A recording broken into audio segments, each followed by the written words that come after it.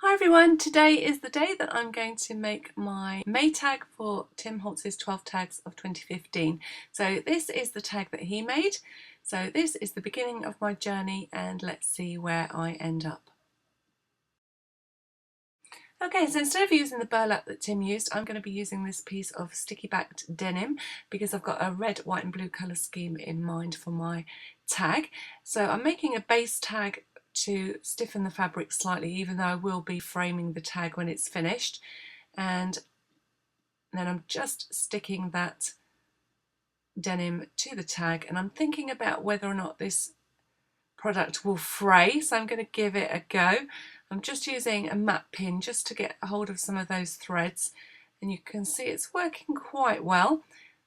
So I'm going to persevere with that and just fray a little bit at the bottom of my tag just to add a little bit of interest.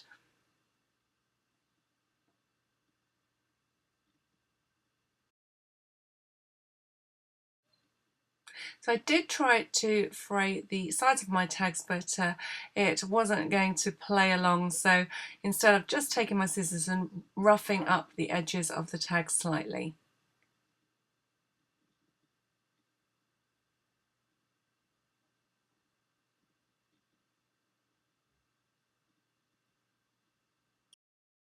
If you've been watching my 12 tags videos this year, you'll know I'm also making a 3-inch sampler that I hope to frame at the end of the year. So I'm also going to be repeating some of these processes with smaller pieces, in this instance of the denim. So I'm still going to fray one of the edges and I'll be using that on my little 3-inch sampler later on.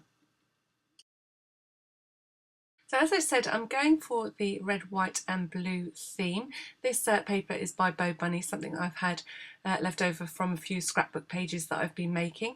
So I'm going to be adding some of those papers into my tag. So I'm going to create a frame, and I think I'm going to add a panel of this stripe down one side of my tag. So originally I was going to put this on the back of my tag, then I remembered that I'm going to frame it so you wouldn't be able to see it.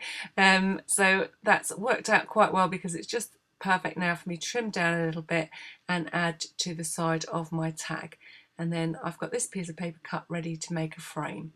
So I've printed out a few photographs. Tim used a heritage photograph and coloured it, or used a technique to colour it like they used to in the olden days.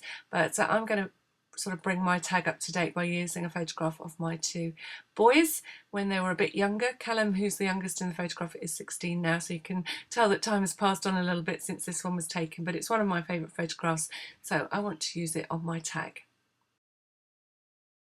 For me, this month's tag seemed to be about looking through my stash and collecting bits and pieces together that might work in the layout of this tag. So you can see I'm thinking about what bits and pieces to use out of this set of papers. Actually, I believe it's 2 papers that I've got that I'm rummaging through, and there are little bits and pieces that I can cut out, and there are stickers and things like that. So I'm going to be rummaging through that to find the little bits and pieces that I'm going to use to put this tag together. So starting off with my photograph, I just want to trim it a little bit smaller. I'm taking off the white border. I was thinking I might use the white border, but I think my photograph's one a little bit too big and that white is a little bit too bright with what I'm using.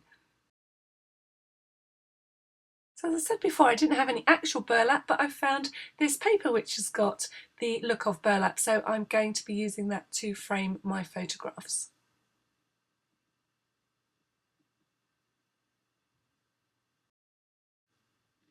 So I know I'm switching between countries here, but I'm going to cut out a couple of stamps to lay behind my photograph just to create a nice grouping.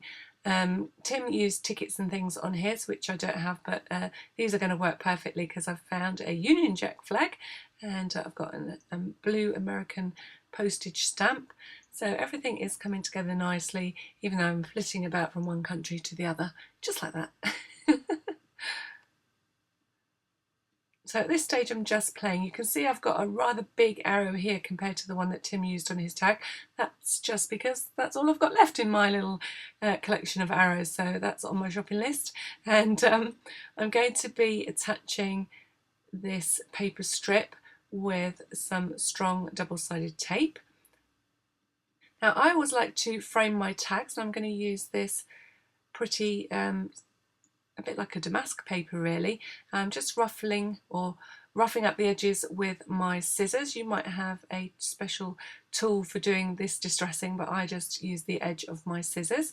I happen to have a brand new set of trimmings from Mr. Holtz, and I'm going to use this little bit of rickrack braid between the paper and the denim.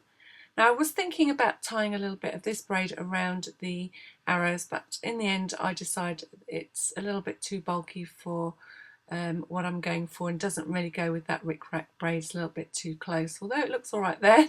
Sometimes I do notice that, you know, when I've made a decision as I've been making a project and then I see it rerun again on video, I think, oh, actually I just quite like that. But it's done now, as you will see at the end of this video. My next step is to add some embossing paste. Tim used a stencil and some embossing paste on his tag, and I'm going to do the same, except I'm going to colour mine slightly differently. You can see here that I'm not very disciplined about cleaning my stencils from the black paint on this one, but paint actually won't harm this too much, but please don't leave embossing paste on your stencils, because that will dry well and truly stuck to your stencils and you may well spoil them. So I've decided to colour my embossing paste with a little bit of Perfect Pearls. So this is a gold colour, and I'm just making sure it's all nicely mixed together, because I think that the gold goes quite well with the red, white and blue theme that I'm developing on this tag. Now, one thing that I should have done, which you will see from the mess that I create on the right hand side of this, I should have masked off the area that I didn't want to use with a piece of tape. So now I'm just going to remove those little pieces that I don't want with a baby wipe and my fingernail. But if you do something like this and you only want a certain area of a stencil, then it's probably wise just to add a little bit of masking tape on the areas that you don't want, so you don't make a mess like I did. And then repeating that process on my little sampler piece of denim. This time I'm going to use the right hand side of the strip, so I don't need to mask anything off. So I decided I needed a little bit more gold on my tag, so I'm going to paint these little metal embellishments, or big metal embellishments. So I'm going to be colouring them with some gold paint. So it's going to take me a little while to get the depth of colour that I want. So what I'm going to do is add thin layers of the gold paint and dry the paint in between applications until I get the depth of colour that I want.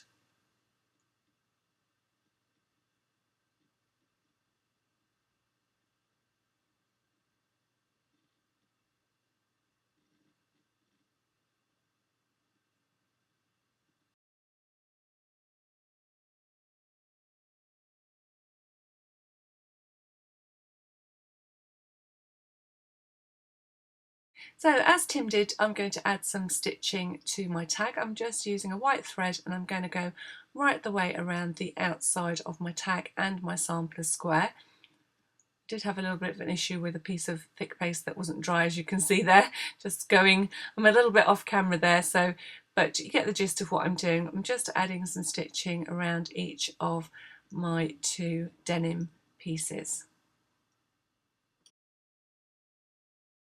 I also decided it would be quite nice to add some stitching around my photograph. This is a little bit fiddly, but I did get there in the end without sewing over either Callum's or Damien's faces, which is always a bonus.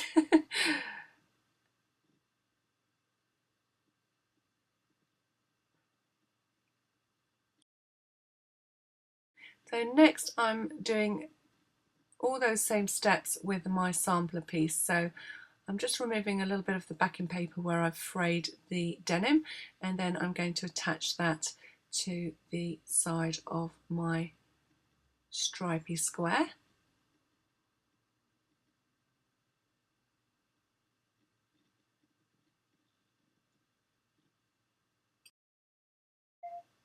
That's when I can find the end, of course.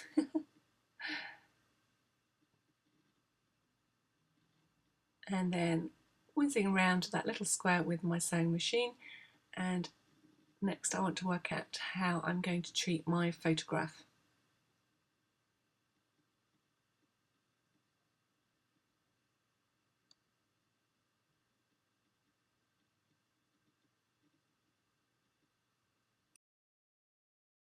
So I wanted to use this little funny photo of my two boys on this little square, but at the moment it's a little bit too big.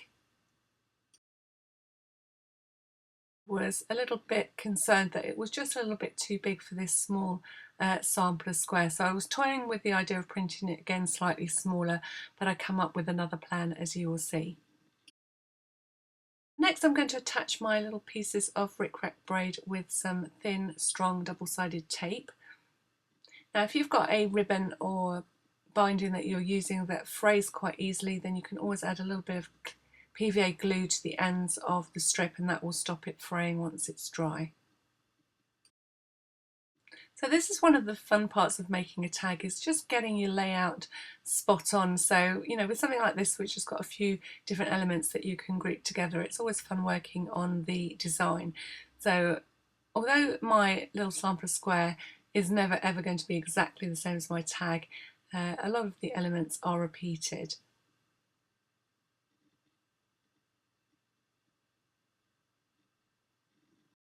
I have been using these little letters on my sampler squares to put the dates on each of the squares, or the months should I say, on each of the squares, but I'm going to use them this time to create some word strips to add to my tags. So I want to do one little word strip that says brotherly love and the other one that says boys will be boys. Can you work out which of the two pieces they're going to go on? So before I do that, that picture is still bugging me. Not quite sure why. It just seems to overpower that square the size it is at the moment. I'm just having another little look to see how much of the photograph I can remove. Now I've got a black and white copy of it, and I've decided to cut the two pieces, or the one photograph, into two pieces. So I think it works a little bit better that they're smaller. And you still get the gist of the photo session where they were pulling their mean and moody faces for camera in their fun hats. So I think you still get the gist of what's going on, but their proportions work a little bit better on the tag. Well, the sampler square in this case. So now I'm repeating the process of just distressing the edges of the little photos with my scissors and then framing them with the burlap paper.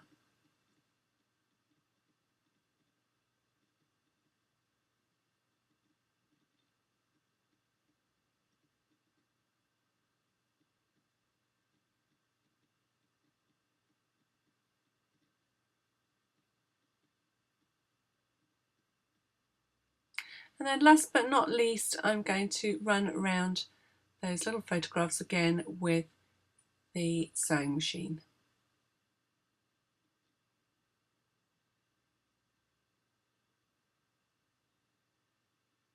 This time I'm being really careful not to stitch through my fingers. So I'm liking how they are looking. They just look like they're not overpowering that sample square now. And again, they're going to make a nice arrangement when grouped together with the other elements on this little 3-inch square. So back to my word strips, and I'm using those little type letters, and I'm going to just put each of the words, or trim each of the words out of the paper just to turn them into little strips. I did have a little bit of a question here on whether there was an L-E-Y or an L-Y on the end of brotherly, so I had to have a quick look on my computer to see what the computer said, but once I typed it out in normal letters it did look right. So you can see here, I'm testing.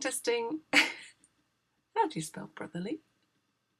Computer, he say no E.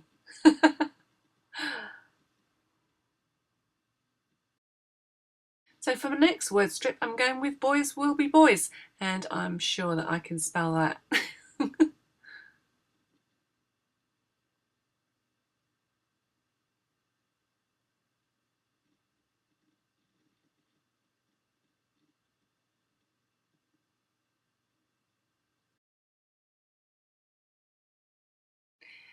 So for my next trick, I'm going to make some little tiny pom-pom flowers, and that's exactly how they end up looking. And I'm just taking a piece of paper. This was a strip that measures 3/4 of an inch that I've folded in half, and you can see I'm very carefully and finally just snipping about halfway into the strip. So this is a little bit of a guesstimate of how long the strip's going to be. I want to make some little pom-pom flowers. I don't want them to overpower the tag, but I do want them to look nice and dainty. So I'm adding a little bit of glue to the end of the strip that I haven't cut, and then I'm rolling it up tightly as I can.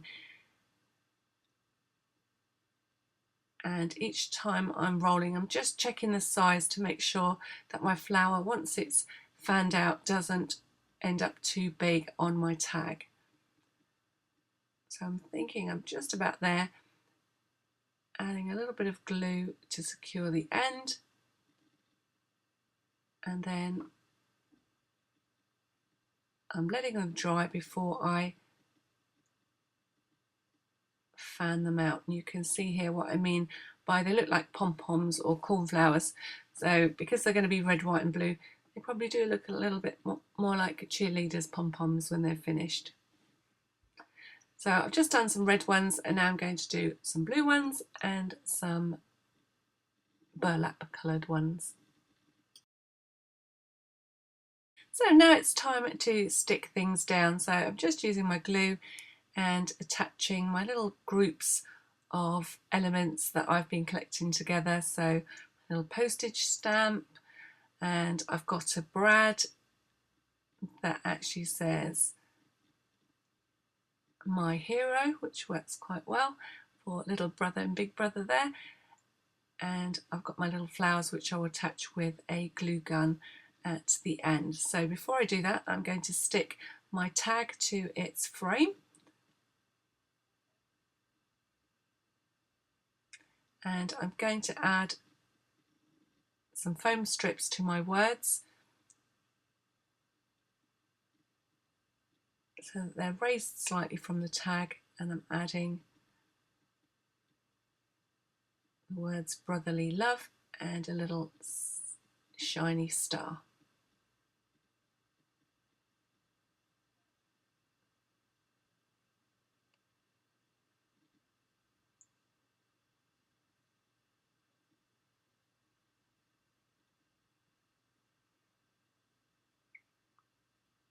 And now it's time to do the same thing all over again, but with the little cluster of elements that are going on my sample square. So attaching my two moody photographs. Again, attaching my little brad. This time it says, put me back on camera, that's what it says. It says pride, or proud, should I say, not pride, proud. And then I'm adding the little square to the frame now that the brad's in position. I'm adding my beginning photograph to the back of my tag so I can see where I started and where I ended up. And then adding those little pom-pom flowers with a little bit of hot glue to make sure that they stay in place. You can see they look quite fun on this tag, and they don't look too feminine with my two boys. So that's all my elements stuck down. And then again, I'm just adding, this time I'm going to keep these little strips flat, and I've got boys will be boys and a piece of tape backing stuck to my glue. And then some slightly smaller flowers gathered together to finish off my sampler square. Another little star, and then all that's left is for me to add the arrow. Actually, that's not strictly true because I still need to be able to fit the date in somewhere, and I haven't left myself much room. I'm going to stick this arrow right at the bottom, and then I'm just going to tuck in the word May And I'm really tucking that underneath the flowers to make sure that it fits.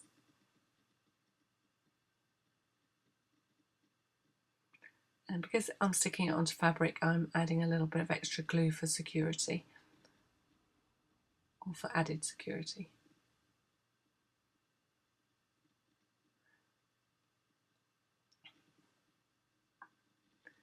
And I think I'm going to call that almost done. I've just got to add another little piece of braid. I quite like this one. I think this one will do the trick at the top of my tag. I'm just going to loop it through the top and then trim the ends, keeping it nice and simple as I've got lots and lots of detail on my tag.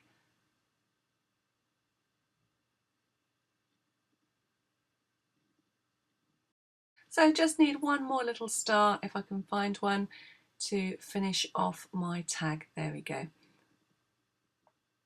So I hope you've enjoyed my journey from Tim's inspiration to my interpretation this month, and I hope that I've given you some inspiration to come and join us and play along with Tim Holtz's 12 tags of 2015.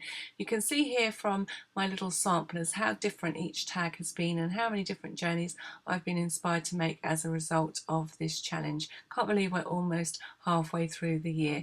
Anyway, here's my two pieces in glorious colour out in the garden by the ivy, and you can see the difference the daylight makes to the colours. Definitely a spectacle of red, white and blue.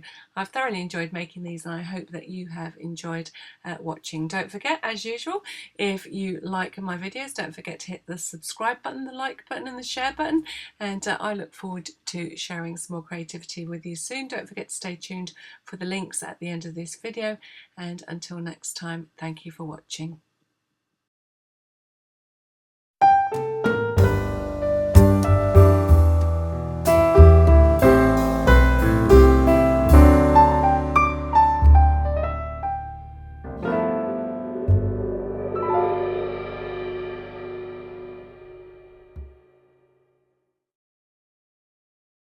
Okay, so here are some links to tempt you with. This is one that's going to take you directly back to my blog, where you can subscribe if you want to, and you can always follow the link which will take you over to Tim Holtz's 12 Tags Challenge, so you can see what everybody else has been up to this month. I'm going with a red cream, as it happens, and blue theme here. This is the same Bow Bunny papers, and I show you how to turn a striped paper into a card like this one.